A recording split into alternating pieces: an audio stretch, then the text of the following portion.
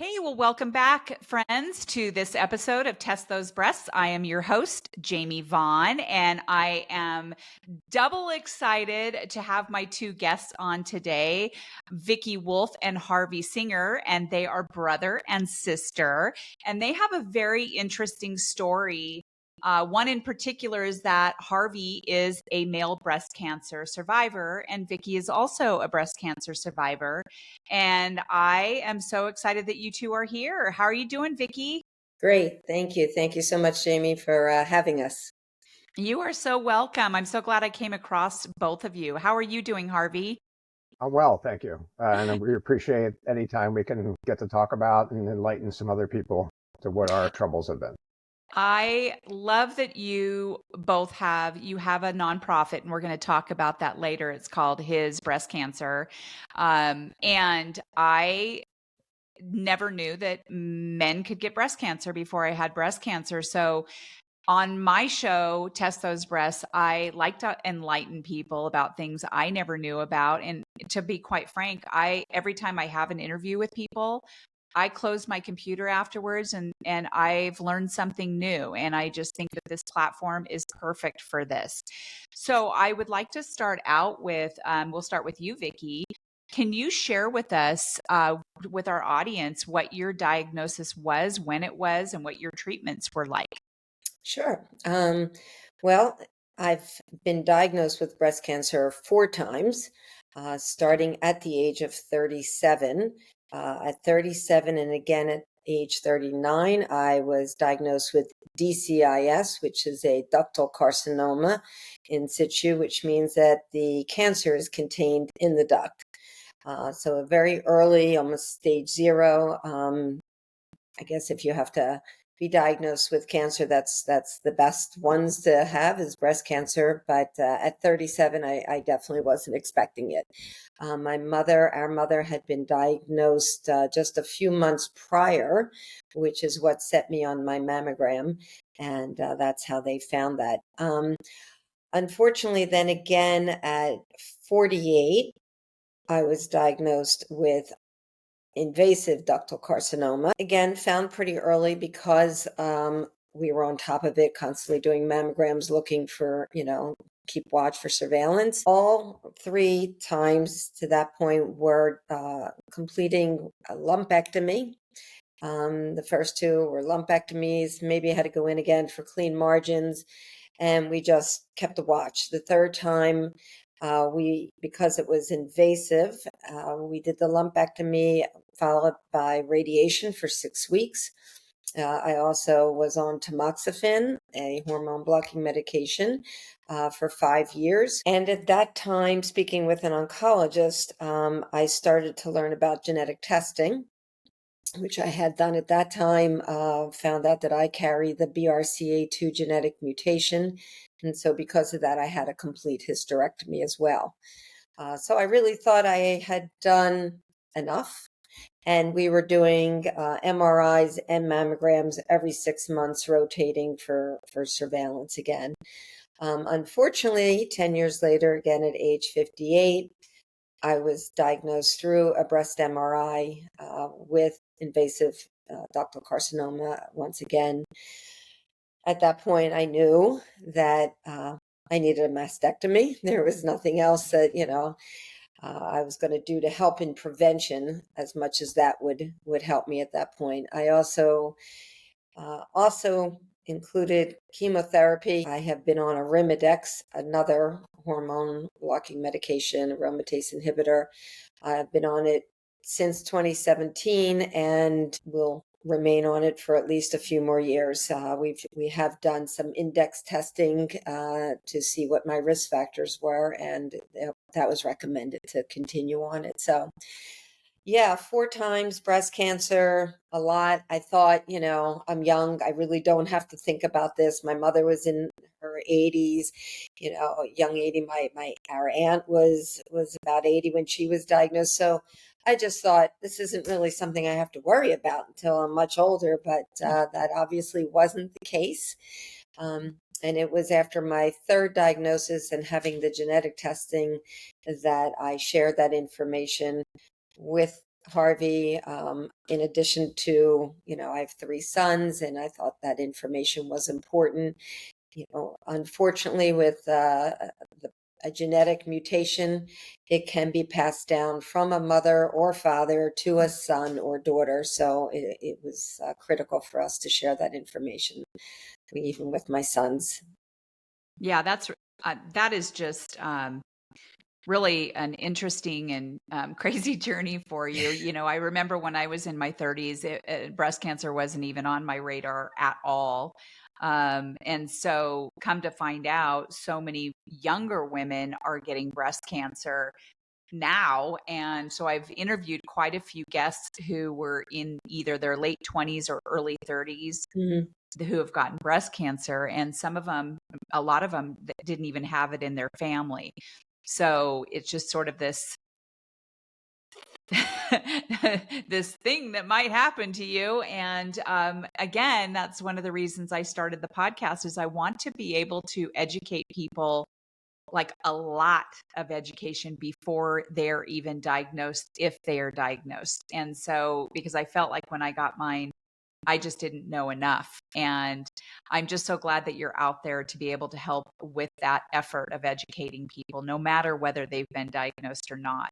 Right. So thank you for, yeah. Yes, I was going to say, I have 3 sons, and even though they're young adults, they are adults in their 30s and 40s. They, perform self-breast exams. They've had baseline mammograms, and it's something that even as a young man, you have to be attentive to your own breast and checking yourself, which we provide information through our nonprofit organization as well, through his breast cancer. Right. And, and then of course, Uncle Harvey gets breast cancer. So Harvey, where in that timeline do you fall when you got breast cancer? And can you share with us what the diagnosis was and the treatments and your journey? So after Vicki and my mom were diagnosed a months apart, and then she had I was concerned for them.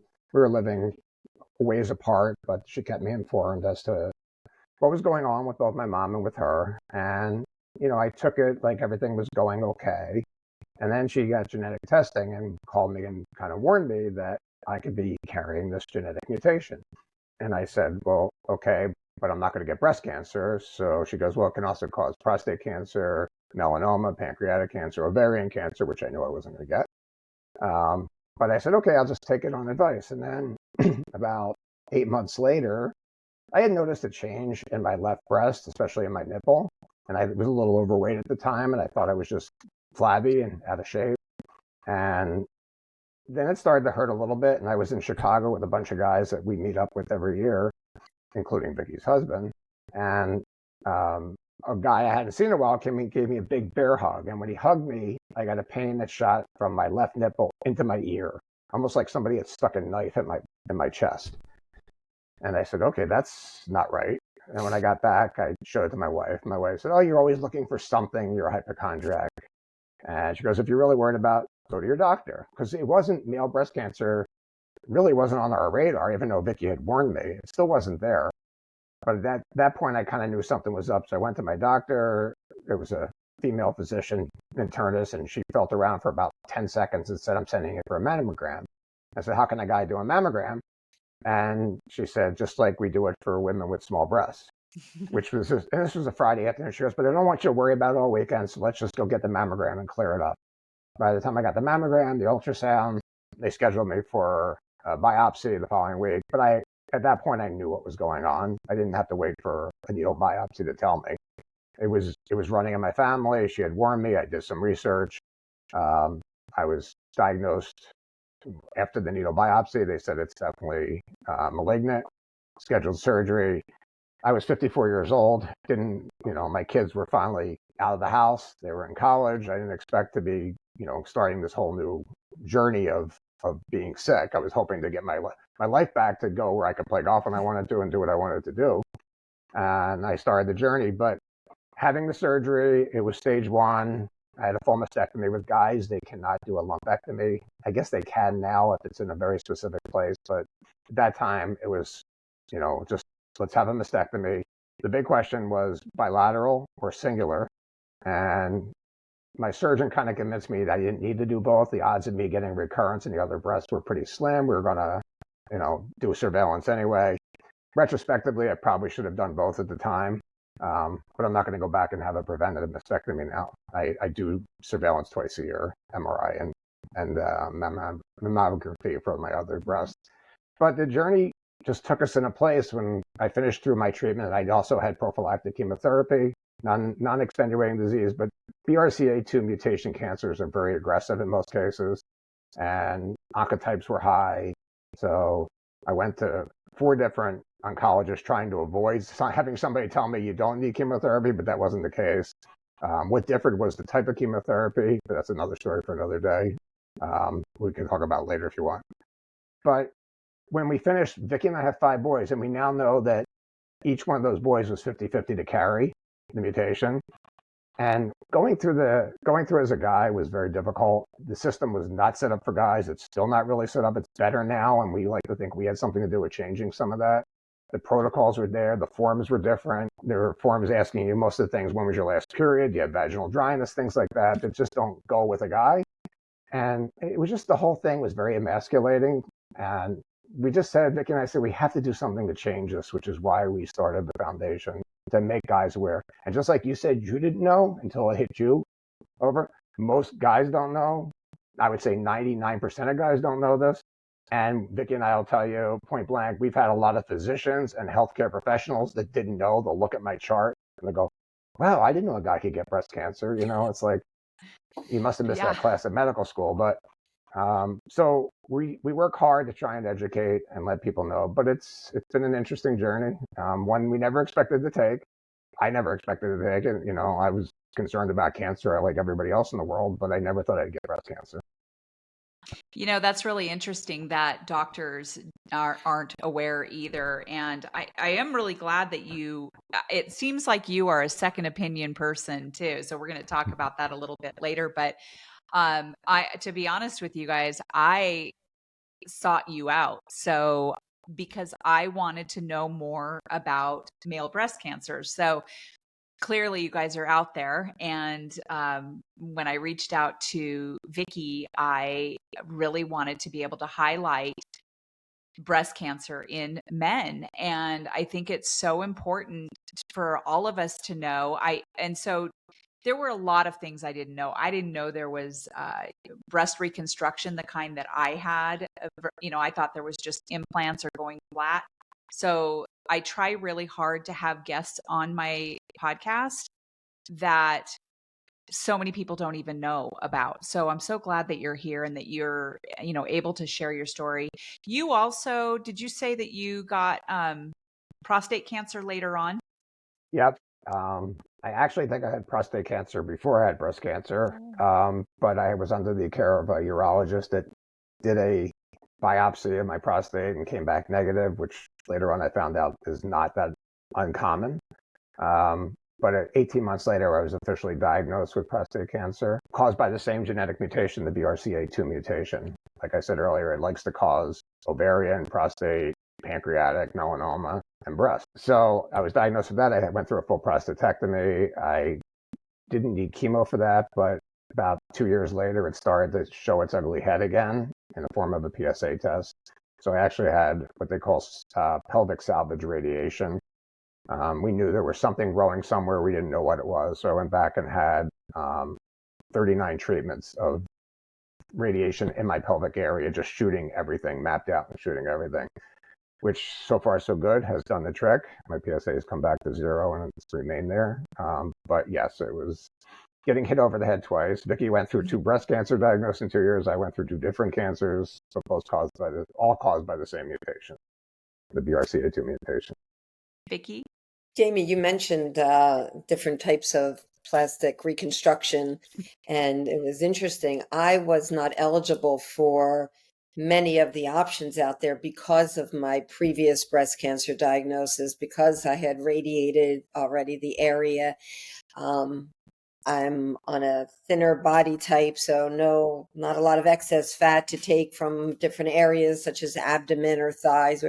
So I actually had a latissimus flap for reconstruction. So they are actually taking your lats, semi disconnecting them, pull them forward and flip them.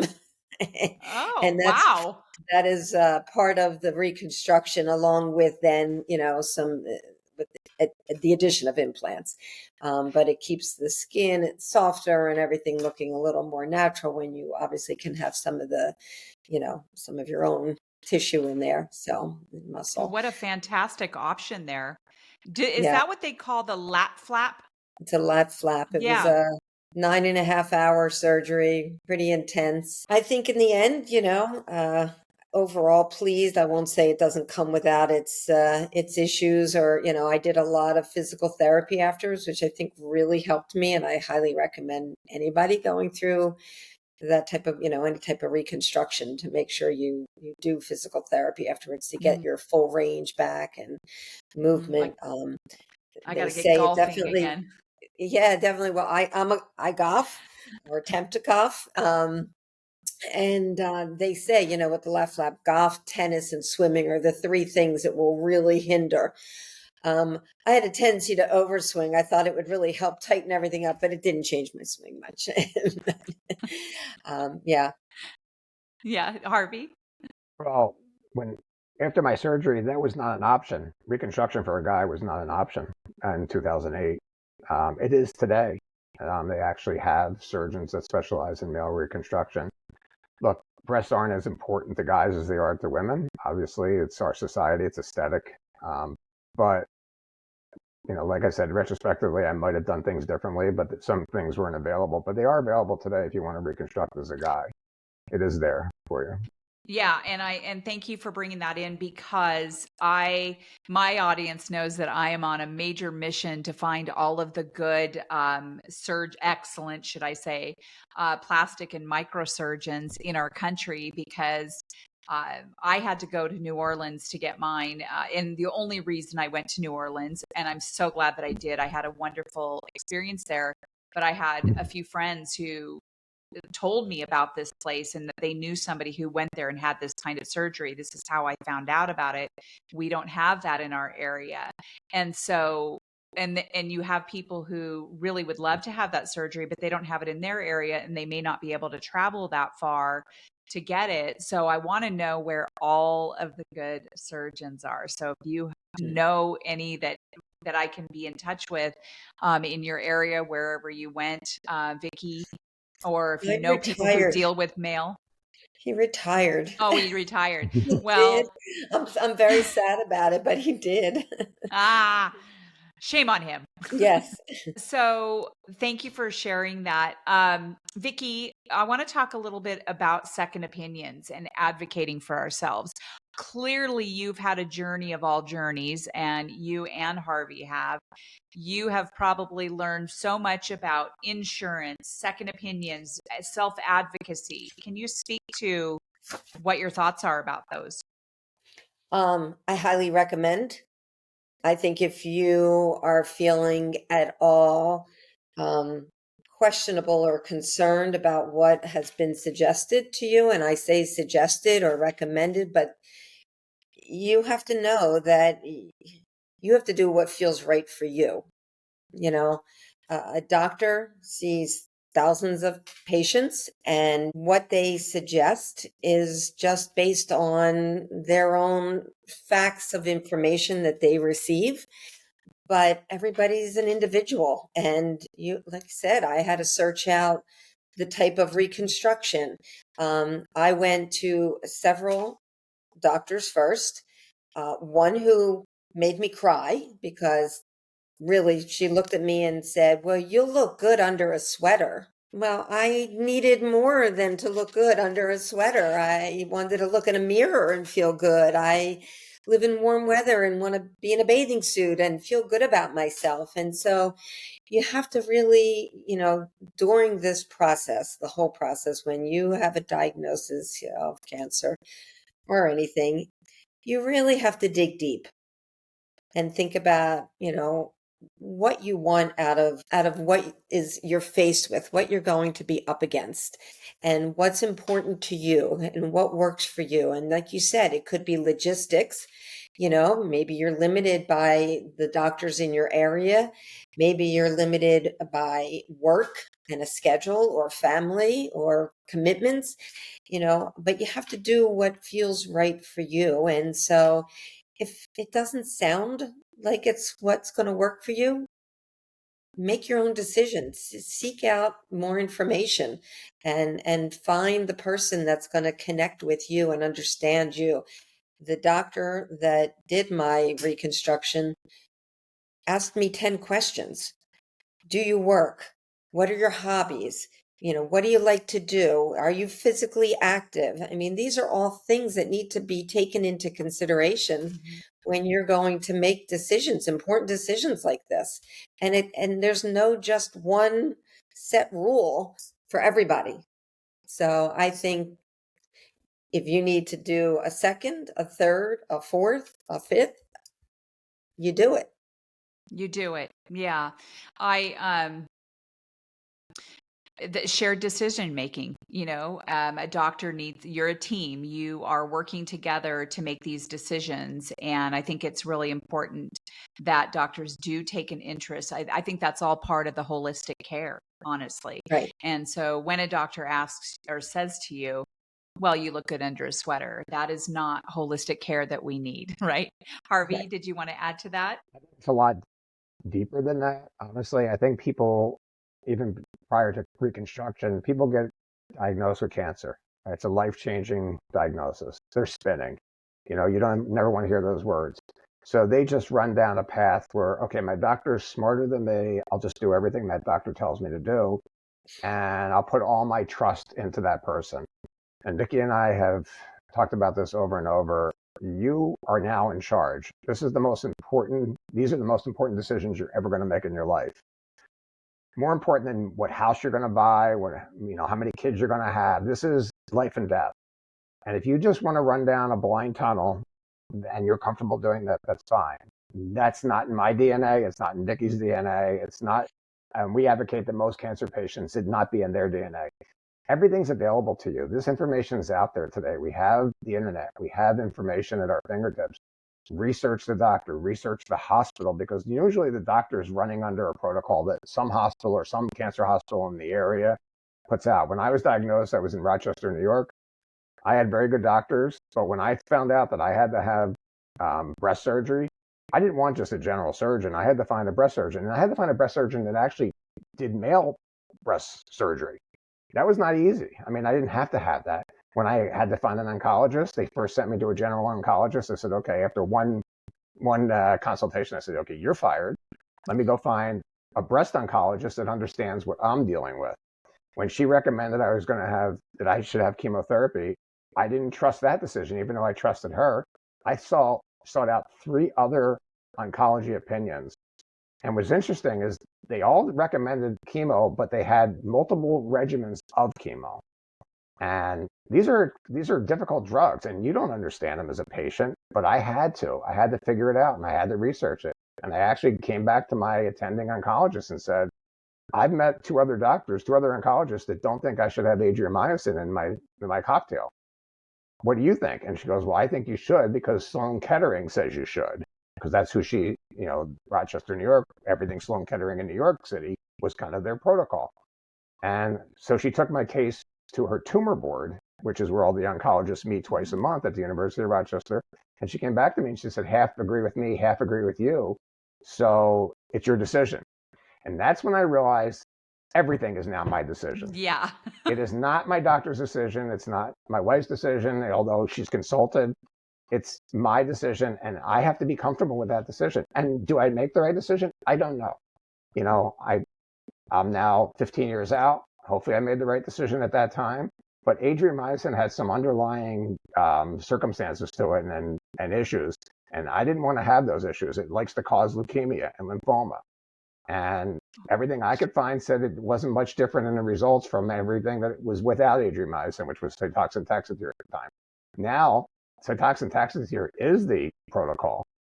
Adriamycin is only given in extreme cases. So things change. This medicine is new to everybody. It changes. And if you don't take control of that care and you don't understand it, you can't make intelligent decisions. You can just run blindly if you want. And I know a lot of people have done it and a lot of people are comfortable with it. I also know a lot of people that did it and are no longer with us. So you have to make those decisions based on yourself. So whether it's second, third, or fourth opinion, it's more important that you understand all those opinions so that you can make an intelligent decision.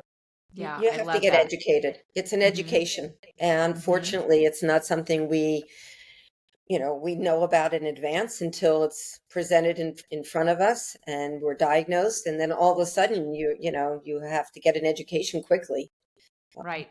I love running into badasses like you because I'm a big mouth and I tell everybody I'm on I'm on social media. I'm obviously do this podcast and I seek out people like you because it's so important to understand what you're going into. And I will tell you, when I was first diagnosed, I didn't understand enough how to educate myself, and I did plug myself in fairly quickly to the breast cancer community. I know a lot of people who do not plug themselves in to the breast cancer or any community. When they get something, they kind of curl up and, oh, okay, and just go along with what their doctor's telling them. There were times where I had to correct my oncologist. She got a few things wrong, and I knew this, and that's because my husband took meticulous notes. I listened. And so I'm so glad that you both are out there and really speaking truth and helping people to advocate for themselves and understand that they have to educate themselves.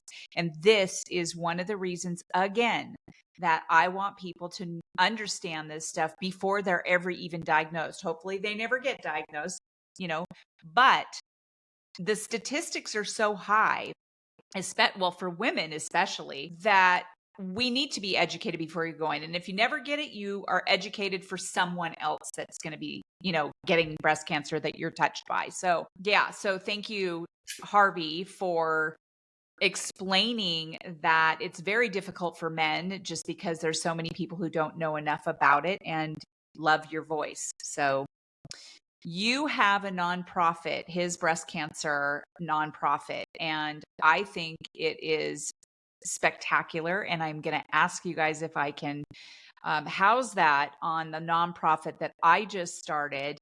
I'm still waiting for the approval, but I'm pretty sure I'm going to get it. But I don't sell anything. I educate and I provide free resources to my audience, to the people who come to the website. And I would love to be able to house what you have on my resources, if that's okay with you. And we'll talk about that later. But Harvey, I would love for you to share with us, share with our audience what his breast cancer is and how it operates and where it's taken you to today. So, as I stated a little earlier, it was something that Vicki and I came up with after my diagnosis and treatment, that we needed to change the rules of engagement for men. It's been it was a pipe dream at first. It's become a very strong reality of our lives. It's what we dedicate our lives to, is to helping other guys. It was there originally as just a male breast cancer organization to try and inform. We've gotten a little bit closer to the genetic side of things because we are genetically linked to our cancers, and we work very closely with like the Vassar Center in Philadelphia, who is the #1 BRCA research center in the world. We're partners with them and a lot of stuff, but it's there to help guys navigate the waters that I was thrown in, that were so turbulent at the time that I didn't know what I was doing, coming or going, and it hits you over the head. And we just like to give guys a place where they can come and get some information. We are not doctors. We can't medically tell you what to do. We can give you options. We can give you resources. We have a very strong Facebook page of a community of men that have been through this, that somebody comes into the organization. We allow them to come in. First, we screen them to make sure that they are what they say they are. And then other guys, they say what they have and their questions, and everybody from the chat chimes in and tells them what they went through so they can get some information. It's funny because I am not a big person on group things, group communities as a whole. When I was going through it, I didn't want to hear everybody else's problems and issues. I'm more self-indulgent. I wanted to figure it out on my own, using as much information as I could find on my own. Because a lot of times these communities, you get the wrong side of the story, or you get a different side of the story that may not pertain to you, and you take that as gospel. So you got to be careful with that. But we started the community. Vicki it was Vicki's idea to start the community on our Facebook page to engage men, and it's been really positive. I mean, I monitor it. I comment where it is. It's sometimes coming from me or from Vicki. It has a little bit more oomph to it. It's a little stronger comment. But I think everybody takes something out of it, and it's a sense of community. Look, men with breast cancer is a very small community. There's about 2,600 cases in the U.S. diagnosed every year. The problem is it's usually diagnosed later than female breast cancer because we're not going through normal mammogram screenings. Unless you have a reason for it, most insurance companies won't even approve it unless you have a reason to have it, like Vicki's kids, the predisposition to it. So they're diagnosed later. Guys are stupid with medicine. They ignore symptoms. They ignore intelligence. Sometimes we appeal to their spouses to help them because the guys are just like, oh yeah, I pulled a muscle. It's nothing. Oh, it's a bump. It's no big deal. So it's tended to be diagnosed later. So the mortality rate is much higher than in female breast cancer, percentage-wise, because it's diagnosed later. So our organization is there to help you navigate the waters, give you the education. We have links to so many great organizations that can help you directly from their organizations and their information. And it's been much more than we ever dreamed of when we first started it. We just thought we'd start this page. We were the first of its type. There are a few other male breast cancer organizations around. We were the first one that we knew of. We couldn't find it. And part of it was when I was diagnosed, there was nothing out there for me. I was like Googling male breast cancer and finding nothing. Some family that paid homage to their father that died from it. That's a little disturbing. So that's why we did it. Now we're just, totally immersed in it, and it'll be immersed until the day that we step off this earth. Yeah. So. There's a guy named Phil that I follow on Instagram. He's in the UK. Do you know who he is? He's like super famous. Anyway, model first. Yeah. He's been in entertainment and things like that. He's so funny, and he's got great. But I love that he's so out there advocating also for male breast cancer, and kudos to him. So that's why I'm always looking. I try really hard when I'm interviewing people. I mean, I've interviewed a lot of male surgeons and oncologists, surgeons and radiologists, and I've interviewed male caregivers. But I really try to be careful about saying just women, right? I know that it's not just women, and I want to be able to basically say people, human beings get breast cancer, but sometimes, it doesn't come out that way just because we're conditioned to say females, and it's the sisterhood of all sisterhood, which Vicki and I know that female breast cancer is the sisterhood of all sisterhoods. Now we want to make sure that we know that there's a brotherhood too, and we want to bring light to that. So I love that you have this nonprofit. Part of the problem is there are some famous people, guys that have had breast cancer, but they didn't want to come out about it. They didn't want to talk about it. It was an embarrassment. It was emasculating. It was a lot of other things. Vicki and I know of many of these people, but we've reached out to them, but they're like, no, we're not interested. They don't want to talk about it. It's like, it's kind of related to how female breast cancer was in the 50s. It was kind of hush hush. Yep. You went and had a surgery, you put falsies in your bra, and you didn't talk about it. Right. Everything, like, it was an embarrassment. We're trying to get rid of that stigma, and it's gotten better, but it still has a ways to go, and we're just going to keep working as much as we can. But guys don't want to talk about it. They don't want to be associated with it. Right. I do know that Beyonce's father says that he likes to call it chest cancer. Yeah, which is a problem right there. Yeah. That's a problem right there. Right. Yeah. Yeah. I mean, I know that he means well and all that. I have looked at all kinds of things. I like the real raw. It is breast cancer. We all have breasts, no matter what. Men have And breast tissue. That's they what do. nobody realizes. Men have breast tissue at puberty. It doesn't continue to develop like it does for women, but there is breast tissue in the Yep. chest. And so Yep. and the fact that people, especially medical professionals, are not speaking to their patients, their male patients, and saying, here's how to do a breast exam, or we know you have a family history, mother, aunt, grandmother, whatever. Let me show you, or do you know how to do, a self breast exam? It takes 2 minutes, once a month in the shower when you're with your girlfriend or wife. Make it part of the experience, and check your breast, check your Yeah. breast tissue, however you want to say it. It's all the same. Look at yourself in the mirror. Is there anything that's Exactly. changed? Yeah. So I want to wrap up a little bit. I do want to ask Vicki what kind of advice you would give. And I know some of this has been sort of infiltrated into our conversation, but what kind of advice you can share with those families out there who have discovered that they have the BRCA gene? Well, the first thing I would say is congratulations. You've been tested, and that's really the first step. I think that it's very easy to put blinders on, and just think that well, my mother had it or my grandmother had it. It doesn't mean anything to me. It it may not, but it might. And the only way to know is to go through genetic testing and find out. Now, that being said, I highly recommend, if you are considering or have reasons to consider genetic testing, that you do so with a genetic counselor so that you have a full understanding of what this means. What the test is pretty simple. It's a blood draw, can be done saliva also, but it's easy. But it's important to know what those results might mean to you and what it might mean to your children or immediate family, extended family. And we gather for holidays, we talk about all kinds of things, whether it's the weather or politics or travel. We need to talk about our family history of health. So many people don't even know that their aunt had breast cancer because it wasn't talked about. Nobody spoke about it. I can't tell you how many times in a family, once we are having a conversation, they find out that their uncle had breast cancer and they didn't even know it.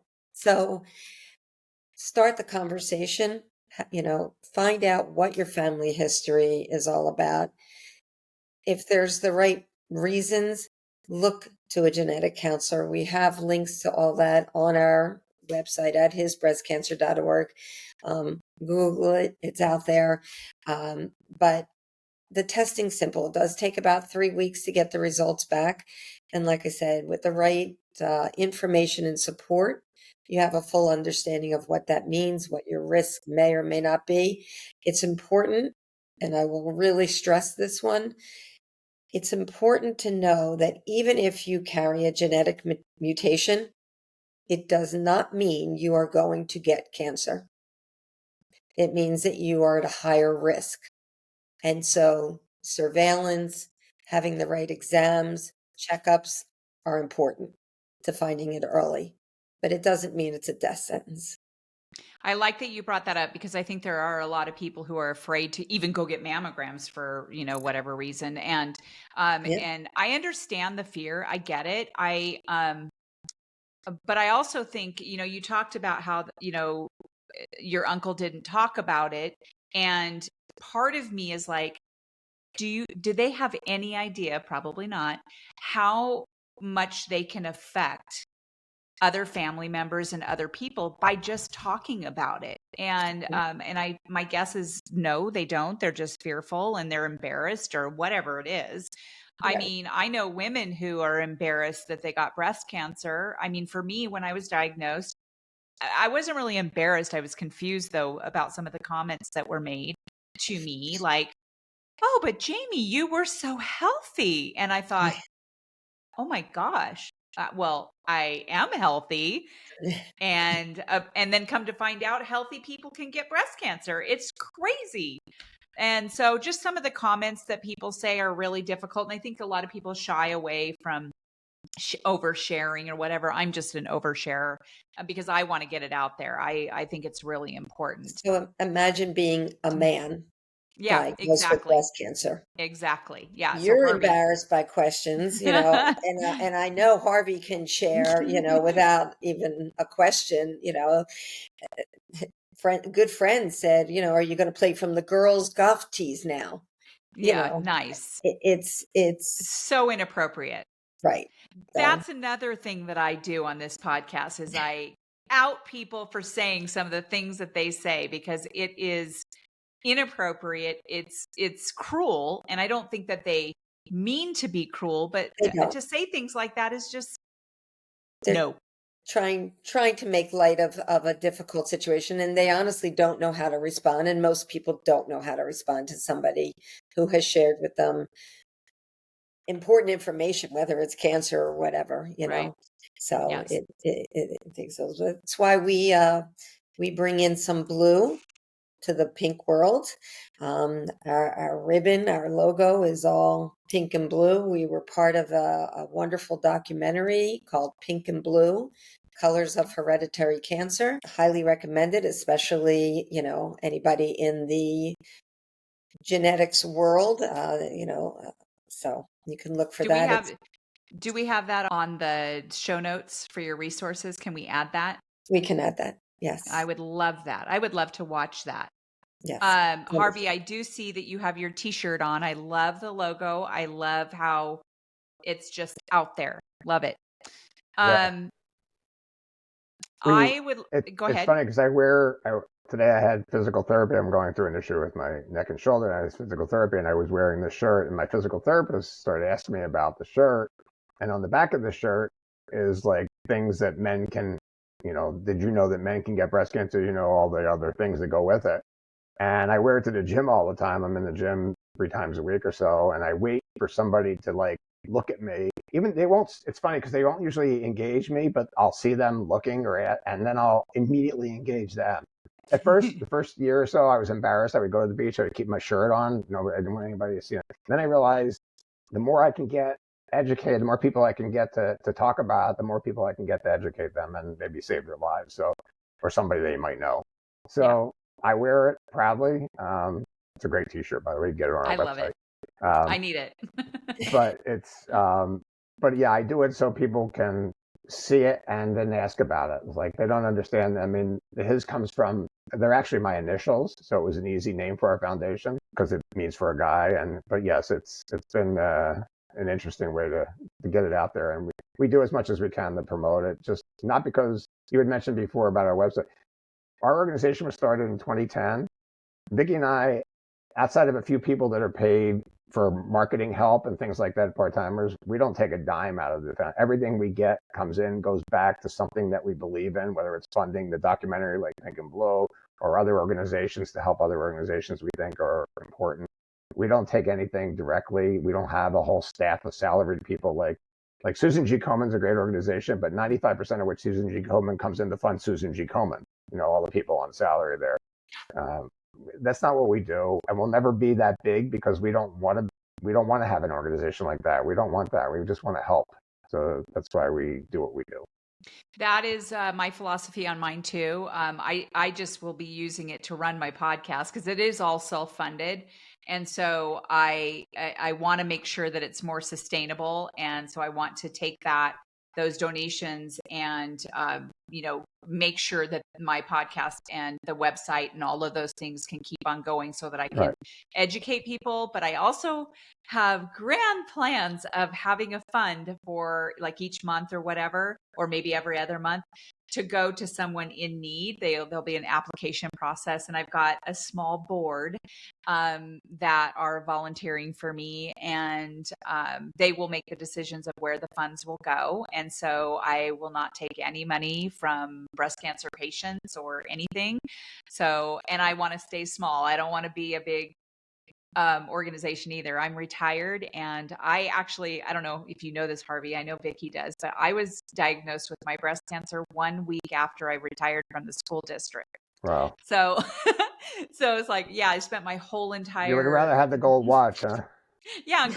go gold watch, go camping. We had to cancel a lot of trips, and spent the whole entire first year of my my retirement doing exactly the opposite of what I thought I was going to be doing. But and so I fund my podcast and everything all from a retirement fund, which isn't a lot, but so that's why somebody had said, "Hey, you should start a nonprofit." And I thought, you know what? Yeah, and I want to be able to give back to the community, not only education, awareness, and all of that in the podcast, but also be able to help fund.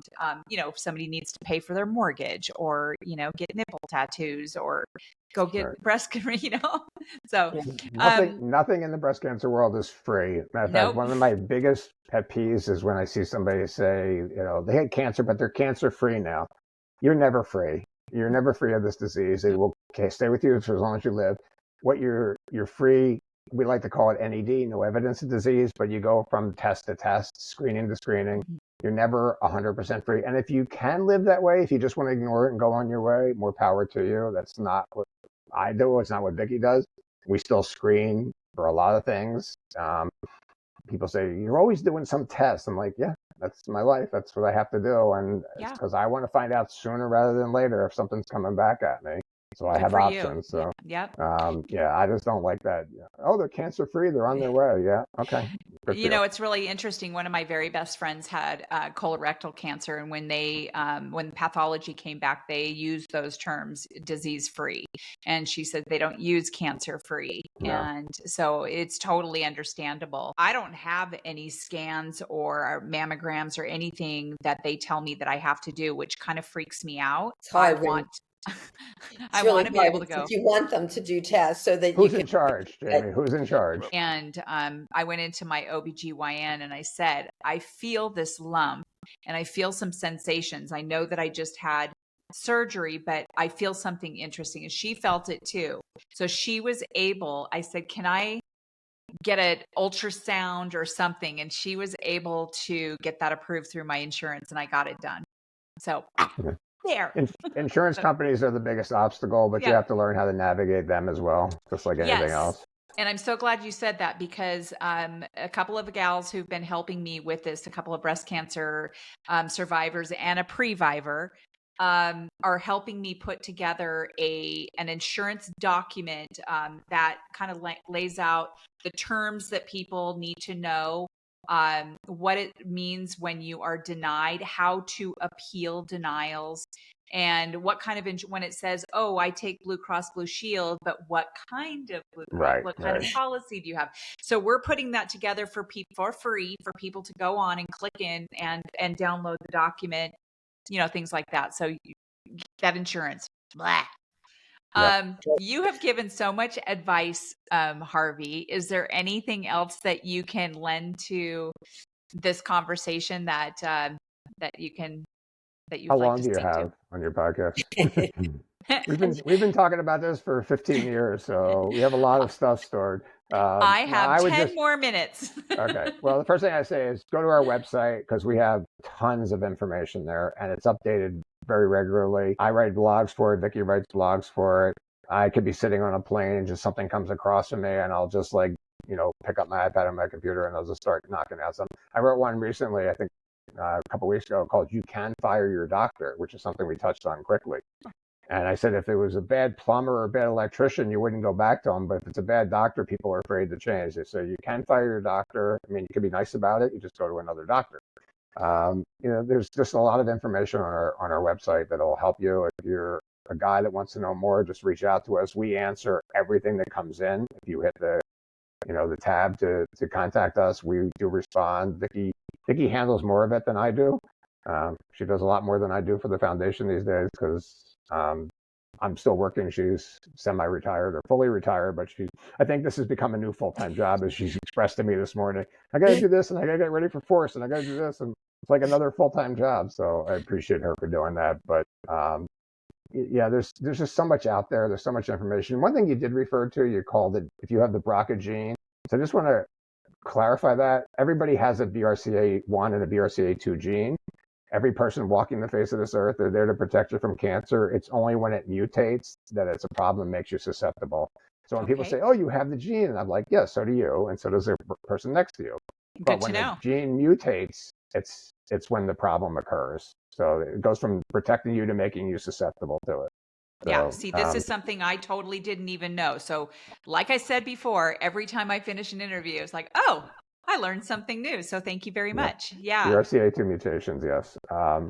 Anyway, I'll let Vicki finish it up since she's as well I do. versed, more versed than I am for this. So go ahead, Vicki. I do want to tell you guys when I went to go get my genetic testing, they did a comprehensive test. I fainted.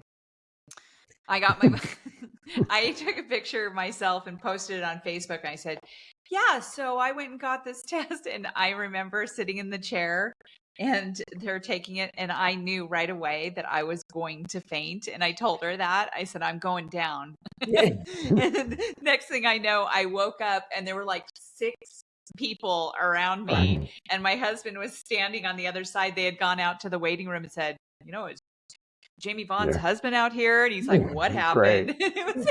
Look, But it's a scary thing. It's the anxiety. There's anxiety. I have 2 boys. They both knew what I went through. They didn't watch me go through it because they weren't living at home at the time, so they didn't really see me day to day going through chemo. But one couldn't get tested fast enough, and the other one didn't get tested until COVID, in the middle of COVID when he had some time, and I forced them, and we made contact at one of our events with a genetic counselor from UCLA, and I engaged her, and she kept every once in a while she'd reach out, and he finally came up and did it. But he said, I don't want to know because I just want to live my life. And this is something we hear all the time. I don't want to know, like you said, I don't want to go for a mammogram because I might find something. It's like idiotic, but you think about it. But it's, but my other son, my younger son couldn't get tested fast enough. My older son took forever. And we thought for sure the younger son was negative. We thought for sure the older son was going to be positive, just the odds 50-50, but he wasn't. So we were fortunate in that regard. And I said to him after, I said, you could have known this 10 years ago that you were negative. But everything has its place and people don't want to find this information out. but let me ask you something. Is it the same? I mean, I would assume it's the same. That doesn't mean that he'll never get breast cancer. I mean, because Unlikely. even with women, I know that more women who don't have the Correct. mutation Correct. get it. There's still a familiar risk factor. Okay. So, Yeah. the percentages drop greatly. But yes, it is possible. There was only a 6% chance that I was going to get breast cancer as a guy, even with carrying it, but carrying the mutation. But that 6% was found me. So you don't know. Look, we have another brother. We have an older brother who's also a carrier. He's also, okay. and he's never had, and he's 73 years old now. He's never had cancer. But he's had a lot of other stuff, but he's never had cancer.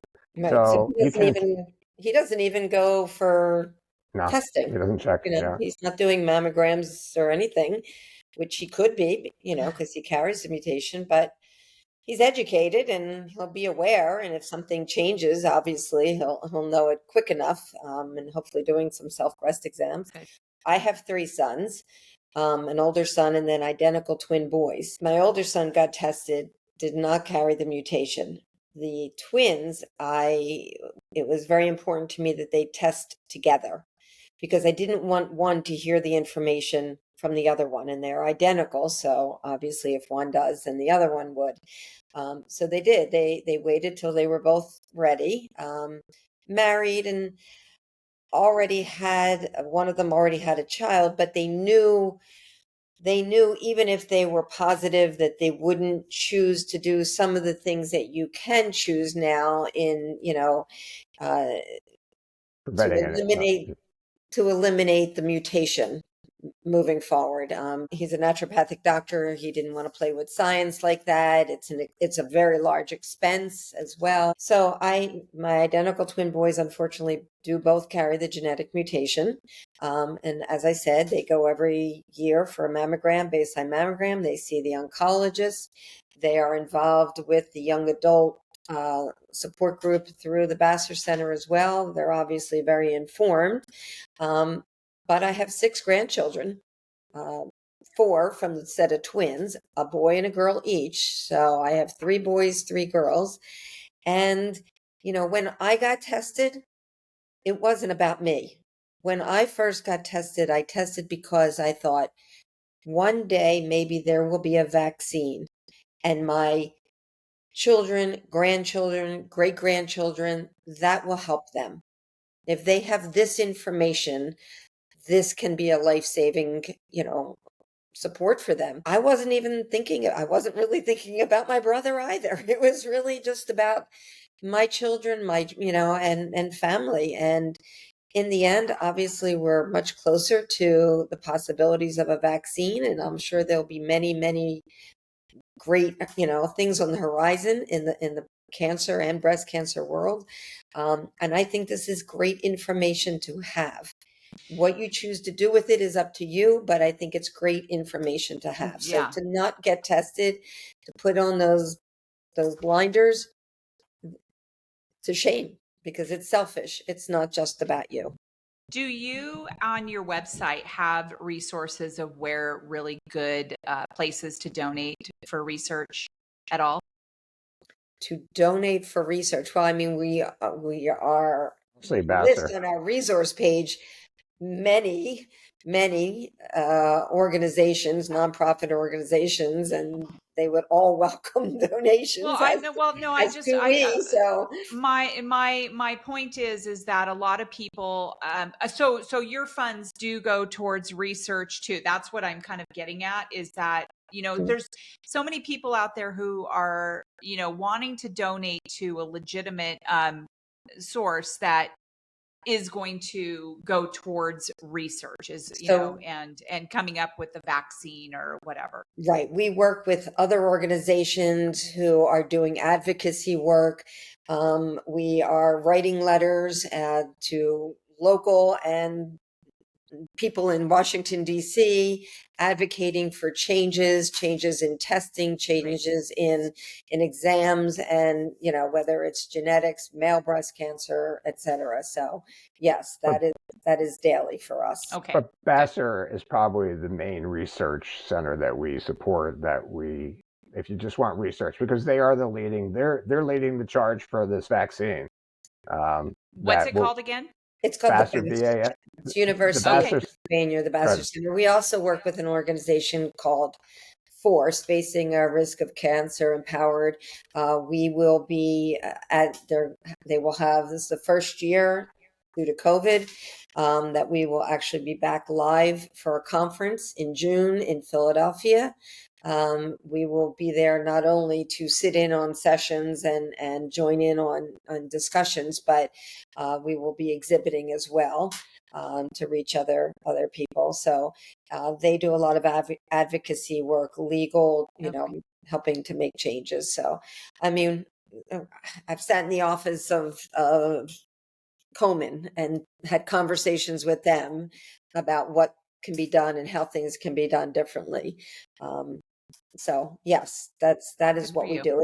We are not there just, or I should say only for the people, but also for other organizations as well. Perfect. I love that. I love that so much. And I see that you have the Vassar Center link. And so in our show notes, before we wrap up, I have both of your email addresses in there. I have his breast cancer Gmail in there, Facebook page, Instagram, Twitter, LinkedIn, Pinterest, TikTok, YouTube. You guys are all over the place. Love it.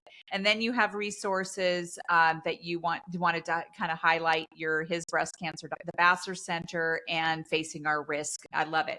And I'll add so one many other great. Mm-hmm. I was just going to say, I know there's on there mentioned, Harvey has written a book. It's called Sir, You Have Breast Cancer. I got it. I see it. That is available directly on Amazon. Harvey, you can touch on that a little bit about your book. Yeah, it's just I wrote it going through chemo, and I needed something to cathartically get me through the nights that I couldn't sleep. I do have a journalism background, so I just penned the book and I put it away. And then after the prostate cancer, I started seeing a therapist to discuss it. And she told me, you got a lot to say, you should write a book. And I told her I did, but I never finished it. So I went back and finished it. It's not a medical depressing book.